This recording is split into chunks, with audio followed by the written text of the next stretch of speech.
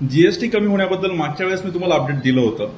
त्याच्यानंतर मला खूप जणांचे मेसेजेस आले, फोन आले की त्यांना कंपन्यांकडून किंवा काही ॲडवायझर्सकडून सांगण्यात येत आहे की तुमची पॉलिसी जी आहे तुम्ही 22 तारखेनंतर रिन्यू करा, तर तुमचं जीएसटी तुम्हाला वे ऑफ होईल. पण मी तुम्हाला सांगू इच्छितो की जर तुमची पॉलिसीचं रिन्युअल डेट आहे जी 22 तारखेच्या अगोदर आहे, तर तुम्हाला जीएसटी भरणं बंधनकारक आहे.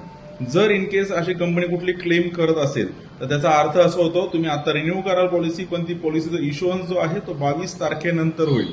आणि लक्षात ठेवा, आजपासून म्हणजे आज तुम्ही ज्या तारखेला रिन्यू करता तिथपासून ते 22 तारखेपर्यंत जर इन केस एखादा क्लेम हिट झाला तर तुम्हाला कुठल्याही प्रकारचा क्लेम मिळणार नाही.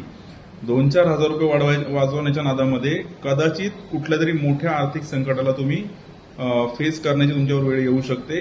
त्यामुळे जर तुमचा 22 तारखेच्या नंतर रिन्युअल आहे तर 22 तारखेच्या नंतरच्या रिन्युअलला तुम्हाला जीएसटी लागणार नाहीये. पण अगोदर जर तुमचं रिन्युअल असेल तर कृपया जीएसटी भरा आणि तुमचा क्लेमसाठी तुम्हाला टेन्शन फ्री राहा.